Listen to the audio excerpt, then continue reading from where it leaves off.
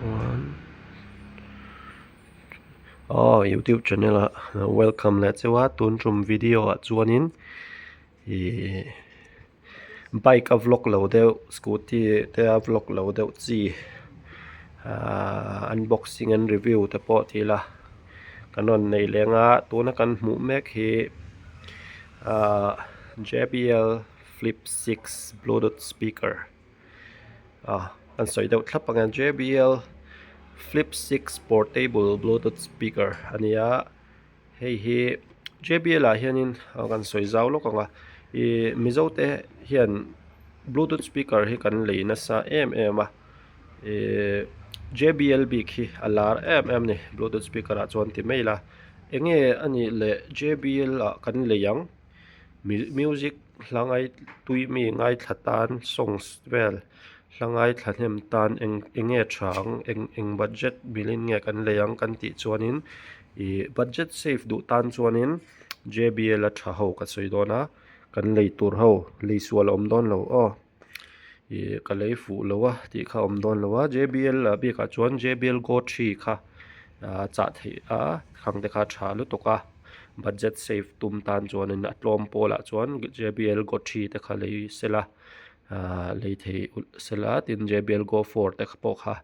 Go 3 le Go 4 om ne chu JBL a kha tha atlom pola chuan JBL kan ngai na tha music system tha Bluetooth speaker tha kan do chuan quality tha bass te po tha ni chu ari thum chi mo hang chi te a bass thlangin a tha music system tha an do chuan atlom pola chuan JBL Go 3 Go 4 3K 4K vel man nia kha budget safe du tan chuan lei mai a tha chuan aya to set le han en le taila JBL Flip 2 essential screen line karon da tel zel lo menga in lo search in sha thei thawanga JBL Flip 2 essential ti kham le kha around 6K 7K man budget borvel nei tan chuanin kha le tha mizoram apo an kol nualania so me kan authorized dealer sang music lampang tiang zuar ho son an kol deuh fer fur vekang music lampang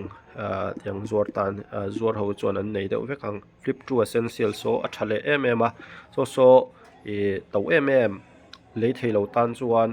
budget mil puya chuanin a thale polani tin a hniam ber ka soya budget low bera du tan chuan Go 3 le Go 4 lei kha a fin thlak ve wang chuan hi aron lang ta ni next le chuan JBL Go 3 Go 4 le Flip 2 essential ka soi zo ta JBL Flip 6 hi around 9K borvel chawanya hi thakhop mai a thaberem JBL system hi chuan ti tur khopin ari hi du thu sam ani music a bass zong a sound quality hei kan ngai thla darkar thum continuous te win kan ngai thla chawa la chi sang English song te mi zo hla te kan han play kwal chawa tanga kan review danin a tha khop mai mang po kan tama hi a budget mil puya chuanin MRP te po hei kan ti lang lo nga he price nia ma se mi MRP lo hianin discount lai den klom doi chena 9K borvelin cha thei Amazon te Flipkart a khan kha an soitel le mai do ni du tan hei album chung he kan ti lang lok anga he anon cheinal khop me a hei lem pon nala nia he chung he chu receipt khan ya ka ti lang lo nga leina receipt khan ta he ta chung he thilan version he thalat tukani nei lei thei tan chuanin yang hi man tur Bluetooth speaker a chuan JBL luk awm ri lo Mizoram mo tunar de chuan khani ta se aron chom hi la hian paperwork vel document ma lekha chiar chi manual te nyang a guidebook ron chom chawa ka chiar pe ri lawa teng kan da ringa chuan hi ka soita ang khan charging brick a chom lo le ta adapter thimeng so them danin alu bok kha chom lo ni chu chuan hei a shui cable wire hi choma sei thakhop mai cable po tiang cable hi a then phe chu anglo action camera hi toy thin tuka duain a cable sui hi sei tha hi tangkaya charge zung nan po ol sam chuan hemi mil pui hi ngaro charging adapter ka thi charging watt hi ta hian in ziak thlap ako 7 watt chu wang mai theya 10 watt emo adapter a chuan 10 watt emo 12 watt emo 15 watt te po heta man mil tur deuh chuanin 10 watt emo 12 watt emo 15 watt emo 20 watt mang ula a tha deuh per chuan bluetooth version 5.1 a manga 12 hours playtime ani darkar som pani music ngai thla chu kan omin karing lo darkar som pani chu 12 hours playtime ania chu ni khat angani ni khat top music ngai thla kan om karing lo chu wang chuan dei review doni tleu doni battery po tharai lutuk mo charge 80 vel phe chuan 80% vel an dei rei khopang 12 hour ni khat top darkar ruk lambera darkar nga vel ba kan play lo mo la kha ni ta a kha tiang vela chuanin thil ai waterproof vek ania thal tui chunga po pul chunga po play pup theini thalu tok ma waterproof vek portable ol sambok ken zung be kha zung ol sambok ba ka thatle na chu azang khai he rit vak lowa sound system tha box ania kha he helai hian awng lai kala soi tel lawa he helai a hian chikim deuhin kan soi ang he helai hian play eta hi play stop and play khani mai ta me zewain pause me leina in play a chuan hei ati rin na plus le minus volume rocker khani mai ta ni plus minus chuan hei chu sharing vel nia ko chela chuan hei flip 6 sign ti ko zela hei lai hian chuan hei on na zu me keu khani mai te me keu khani on na me keu khani off le bluetooth connect khani mai a chuan hei lai hian battery level te khain zakatin app connect vekania hei app nen play store a khanin khami JBL app khain download chuan ta khan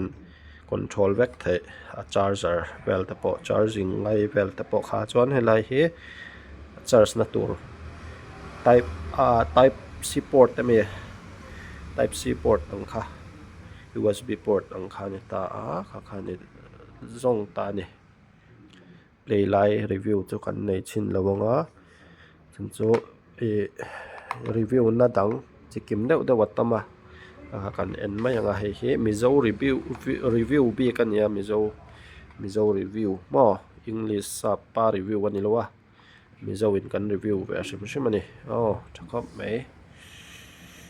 chuan anga ka soi lai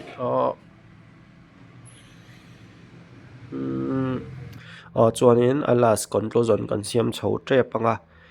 flip 6 dota hianin thale deuh me awma he a chuak thar te po soi mai kan nei nual mai theya ron chuak thar te po thadeu dewa tamanga aman to hawa chuanin JBL beka chuanin 10k 20k 30k nei ho tan chuanin party box ang chi mo JBL party box speaker ang chi khang ho te kha atha boka chuanin flip 6 chung chia hianin mitam berina kan man na omana chu JBL charge 5 ti ania a that le zel na chu tiang speaker hi charge pa in play charger theya amaro chu charging de ka chu tlem chu na timuang dewanga charge pa in play chon ma se a support vek eng ma chiat pha kha om don lem lawa overheating issue ta chu omve me the chan chu chhun pachanga pona sadewa ni rei takte na chonin overheating ve me thia kha chu thu than ne khateng ha chonin da don chong lo te shit sa baka hemi flip 6 chung che hianin tlema 10k plus deuh nei tan chonin just go for englo hi